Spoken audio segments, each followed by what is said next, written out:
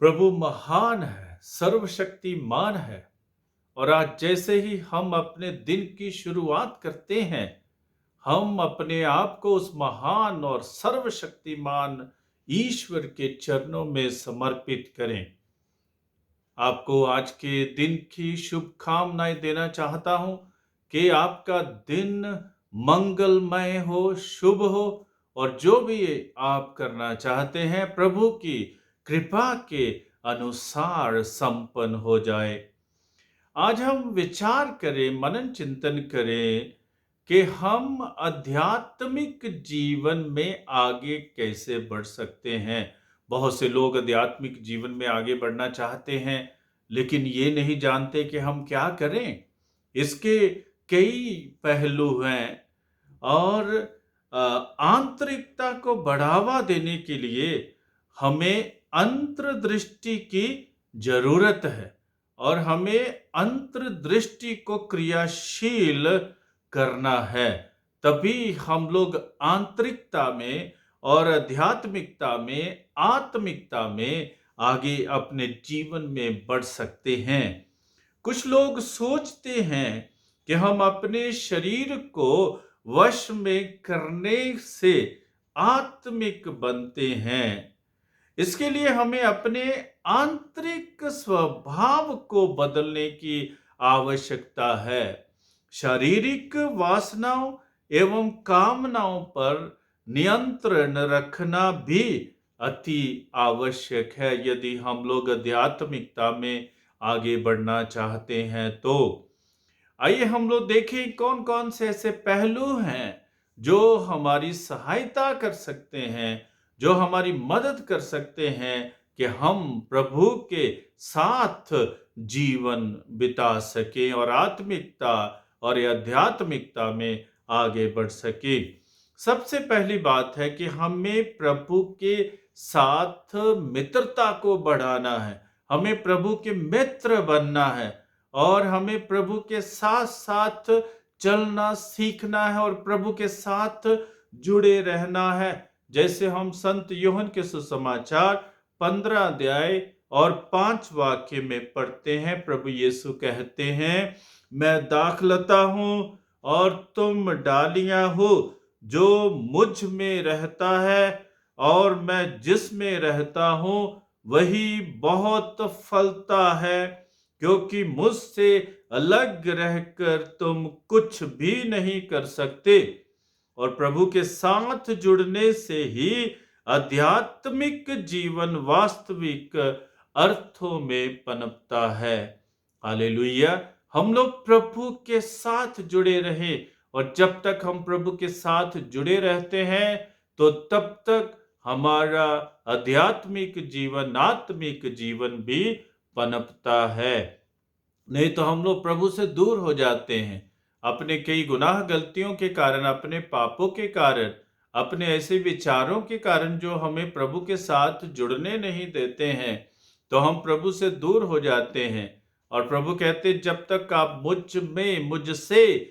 मुझ में बने रहते हैं और मुझसे जुड़े रहते हैं, तब तक आप अपनी आत्मिकता को बचा सकते हैं, आध्यात्मिक जीवन में आगे सही दिशा में बढ़ सकते हैं। दूसरी बात है कि हमें प्रभु पर निर्भर रहना चाहिए। बहुत से लोग सोचते हैं कि अपनी ही शक्तियों पर हम निर्भर रहते हैं तो हम लोग आत्मिकता को, आध्यात्मिकता को प्राप्त कर सकते हैं। नहीं, ऐसा संभव नहीं है। केवल प्रभु के लिए ही सब कुछ संभव है, हमारे लिए सब कुछ संभव नहीं है। इसलिए हमें प्रभु पर निर्भर रहना है। जैसा कि सूक्ति ग्रंथ में हम पढ़ते हैं 3 अध्याय 5 से 6 वाक्य में, तुम सारे हृदय से प्रभु का भरोसा करो, अपनी बुद्धि पर निर्भर मत रहो, अपने सब कार्यों में उनका ध्यान रखो, वह तुम्हारा मार्ग प्रशस्त करेगा। हालेलुया। और जब प्रभु के पर हम लोग निर्भर रहते हैं तो प्रभु हमारा मार्ग सशक्त करता है, प्रभु हमारा मार्गदर्शन करते हैं, प्रभु हमारा पथ प्रदर्शन करते हैं, तो इसलिए हम लोग प्रभु के साथ जुड़े रहें और प्रभु की कृपा पर निर्भर रहें, प्रभु के सामर्थ्य पर निर्भर रहें, प्रभु की शक्ति पर निर्भर हम लोग रहें। और तीसरी बात है, जैसे संत याकूब हमें बताते हैं 4 अध्याय 7 वाक्य में, आप लोग ईश्वर के अधीन रहें, शैतान का सामना करें और वह आपके पास से भाग जाएगा। हालेलुया। तो तीसरी बात है कि हम अपने आप को प्रभु के चरणों में पूर्ण रूप से समर्पित करें। और कैसे हम लोग समर्पित कर सकते हैं? प्रार्थना के माध्यम से हम लोग प्रभु के चरणों में अपने आप को समर्पित कर सकते हैं। ईश्वर की इच्छा की खोज में हम लोग लगे रहने से अपने आप को समर्पित कर सकते हैं। आत्मिक ज्ञान और प्रज्ञा प्राप्त करने के साथ हम लोग ईश्वर के चरणों में अपने आप को समर्पित कर सकते हैं।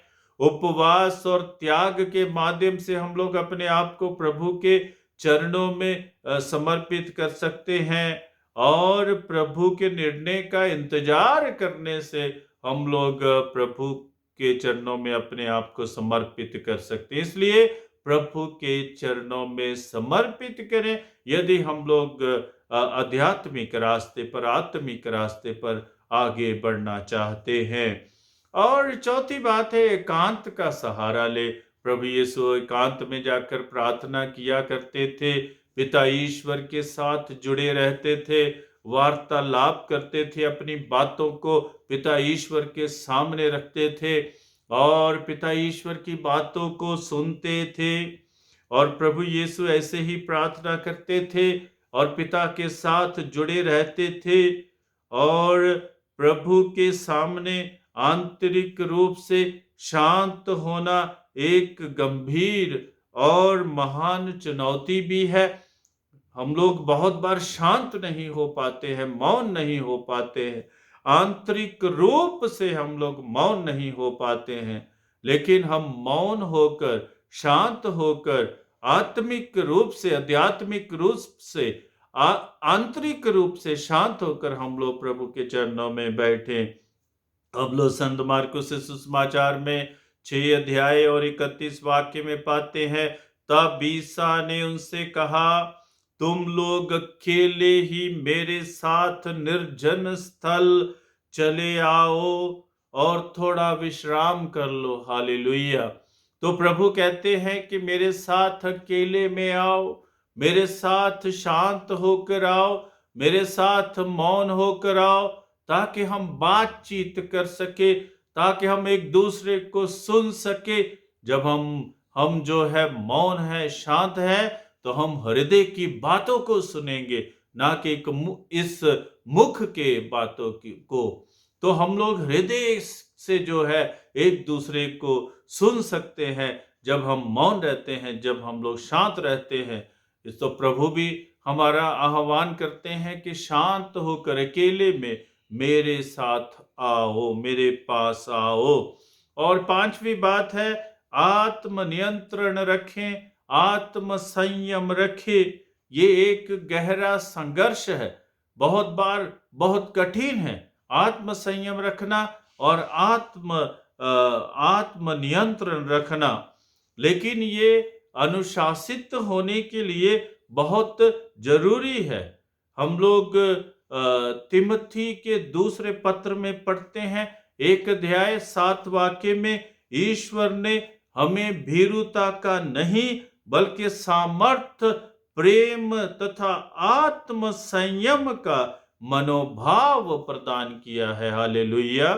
तो आत्म संयम के अभाव में पवित्र आत्मा के द्वारा हमें संचालित नहीं किया जा सकता है।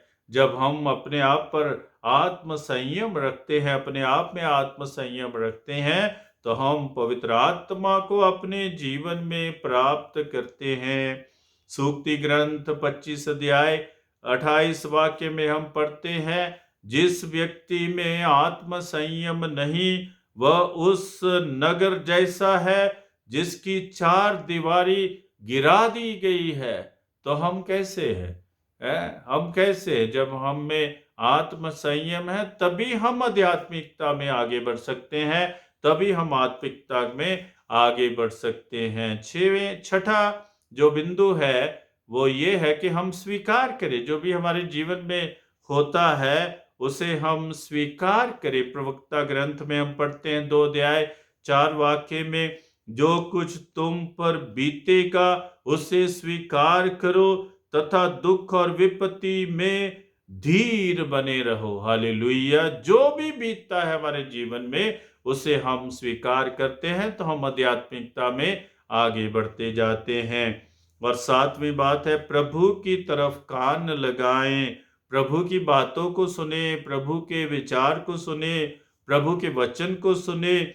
योहन के सुसमाचार में 10 अध्याय 27 और 28 वाक्य हमें बताता है, मेरी भेड़ें मेरी आवाज पहचानती है, मैं उन्हें जानता हूं और वे मेरा अनुसरण करती है, मैं उन्हें अनंत जीवन प्राप्त करता हूं और उनका सर्वनाश नहीं होगा। और साथ ही हम पढ़ते हैं स्तोत्र 119 में और वाक्य 105 में, तेरी शिक्षा मुझे ज्योति प्रदान करती और मेरा पथ आलोकित करती है। और आठवीं बात है, हम दृढ़ रहें, जिस मार्ग पर हम चल रहे हैं, प्रभु के पीछे चल रहे हैं, हम उसमें दृढ़ रहें, अपने आप में दृढ़ रहें। सूक्ति ग्रंथ 4 अध्याय 26 और 27 वाक्य में हम पढ़ते हैं, जिस पथ पर चलते हो उसे ध्यान से देखो, तुम्हारे सभी मार्ग निरापद हो, तुम ना तो बाएं भटको और ना दाएं, बुराई के पथ पर पैर मत रखो। हालेलुया। तो हम अपने मार्ग को सीधा रखें।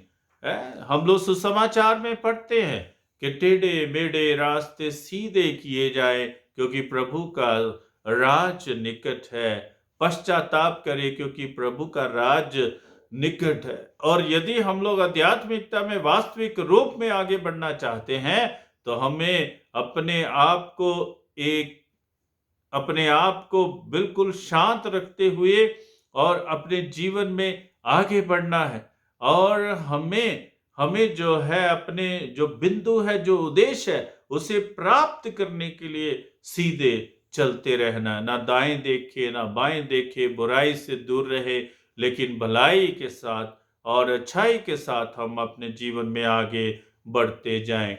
और आठवीं बात है, तभी हम लोग पवित्र आत्मा के वरदानों को अपने जीवन में अपना सकते हैं और उनका आनंद उठा सकते हैं, और हम अपने जीवन में पवित्र आत्मा के फलों को भी प्राप्त कर सकते हैं। तो जैसे हमें जो है वरदान प्राप्त होते, जब प्रार्थना करते हैं, उपवास करते हैं, शांत होते हैं, मौन होते हैं, प्रभु की आवाज को सुनते, प्रभु के साथ जुड़ते हैं, हमें प्रज्ञा का, समझदारी का, परामर्श का, दृढ़ता का, ज्ञान का, दीनदारी का, प्रभु के भय का वरदान मिलता है, और हम आत्मा के फलों का अपने जीवन में आनंद उठाते हैं, जैसे प्रेम है, आनंद है, शांति है, सहनशीलता है, मिलनसारी है, दयालुता है, ईमानदारी है, सौम्यता है और संयम है। तो प्रिय भाइयों तथा बहनों, हम लोग जैसे ही आध्यात्मिक जीवन में आगे बढ़ना चाहते हैं, हम अपने आप को प्रभु के चरणों में समर्पित करें और प्रभु की कृपा का अपने जीवन में आनंद उठाए। प्रभु आप सबको आशीष प्रदान करे और आपका मार्गदर्शन करे। आमीन।